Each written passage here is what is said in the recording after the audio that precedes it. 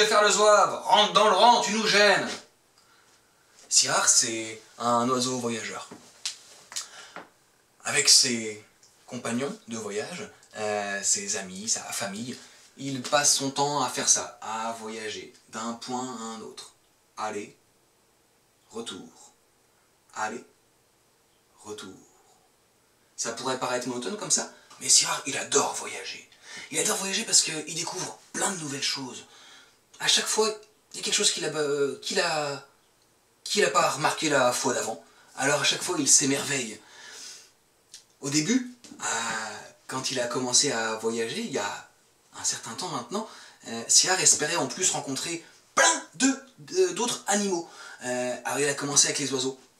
Il a commencé avec les oiseaux parce que, comme ça, quand il volait dans le ciel avec ses compagnons et qu'il voyait un autre groupe d'oiseaux, il allait les voir et il les interpellait pour savoir, pour entamer la conversation, quoi, découvrir un petit peu où ils allaient, d'où ils venaient, ce qu'ils avaient découvert. Mais à chaque fois, les oiseaux le regardaient d'un air assez dédaigneux.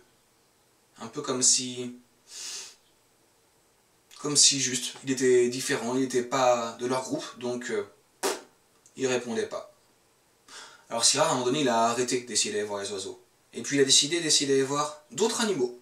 Alors quand, avec son groupe, il s'arrêtait à un endroit pour pouvoir manger, boire, se reposer, eh bien Sirard, il essayait de découvrir un petit peu les alentours et essayer de trouver d'autres animaux avec qui discuter. Alors bien sûr, il aimait voir que les herbivores, parce que il tenait à ses plumes quand même. Et puis, il essayait d'entamer la conversation avec des vaches, des moutons, des grenouilles, des lapins. Toutes sortes d'animaux, en leur demandant c'est quoi votre quotidien, qu'est-ce que vous faites, qu'est-ce que vous mangez, qu'est-ce que vous aimez bien dans la vie, toutes ces choses-là, quoi. Mais à chaque fois, c'était comme avec les oiseaux.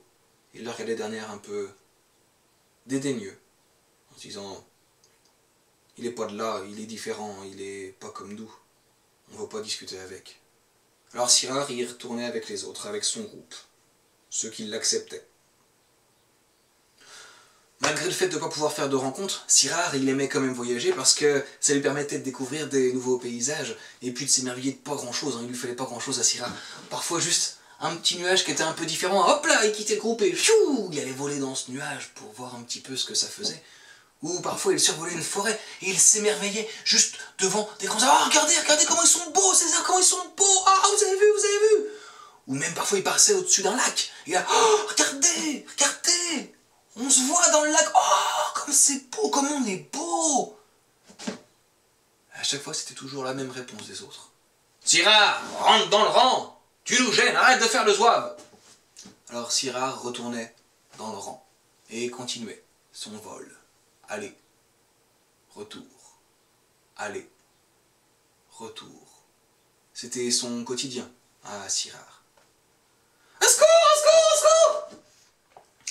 Alors qu'ils étaient en train de voler, Sirard se retourne et voit un de ses compagnons qui se fait attaquer par un aigle. Tous les autres de son groupe fuient dans tous les sens en pagaille. Sirard il se dit, il ne peut pas laisser son compagnon tout seul. Alors, sans réfléchir, tête baissée, il fonce vers l'aigle pour défendre son compagnon. Sauf que, arrivé juste à côté de l'aigle qui était en train d'attaquer son compagnon, l'aigle lui a mis un gros coup de bec dans l'aile. L'aile s'est basculée et Sirard est tombé. De tout là-haut dans le ciel jusqu'au sol. Là, Sirard était sonné, perdu, seul, mais juste blessé. Apparemment, il avait de la chance, Sirard. Et même beaucoup de chance. Car, au bout de quelques instants, un petit garçon est venu le recueillir avec son papa. Et ils l'ont ramené chez eux pour le soigner. Ils l'ont nourri, ils lui ont donné à boire, ils l'ont câliné, raconté des histoires, toutes sortes de choses, jusqu'à ce que Sirard soit guéri, qu'il puisse reprendre son vol. Alors, il est reparti. Mais ce coup-ci, il est reparti seul, évidemment. Il avait perdu son groupe. C'était pas forcément très drôle d'être seul, mais il y a une chose qui lui plaisait quand même. C'est que ce coup-ci, il n'était pas obligé de faire aller-retour, aller-retour. Non, il pouvait aller où il voulait. Alors il en a profité. Il a voyagé toutes sortes de pays, de régions, de villes. Et oui, parce que même là, Sirard est allé loin. il s'est approché des villes et des villages où il y avait les hommes. Avant, il ne l'avait jamais fait, parce que tous ses compagnons lui avaient interdit, il lui avait dit non, non, non, non, ne t'approche jamais des hommes, ils sont dangereux, ils sont méchants. Mais là, Sirard, il était tout seul. Personne pour lui dire ce qu'il avait le droit de faire ou de ne pas faire. Alors, de temps en temps, il se posait au bord d'un village, au bord d'une ville, et puis il observait ces étranges personnes, ces étranges êtres vivants. Il ne comprenait pas tout, mais c'était différent d'un endroit à un autre, et il aimait bien toute cette différence. Et il continuait à voyager après les villages, les villes, les campagnes, les forêts, les rivières. Il adorait voyager, Sirard. Pan! Sirard vient de se prendre un coup de fusil. Il était là-haut dans le ciel en train de voler, et il s'est pris un coup de fusil dans l'aile. Et de nouveau, il chute du ciel jusqu'au sol. Sirard est perdu. Il a mal. Très mal. Mais apparemment, il a de la chance, car de nouveau, il n'est que blessé. Et même beaucoup de chance, parce que, de nouveau, au bout de quelques instants, une petite fille arrive avec son papa, le trouve, et donc décide de le ramener chez eux à la maison pour en prendre bien soin.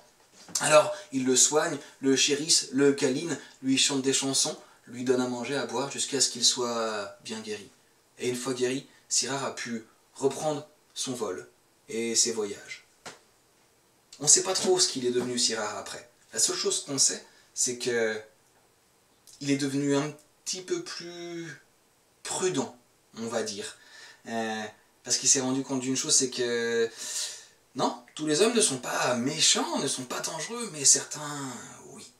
Alors, il part toujours confiant, mais il y a une chose qu'il n'oublie pas, c'est que même quand on est confiant, parfois, on peut prendre du plomb dans l'aile. Amusez-vous bien.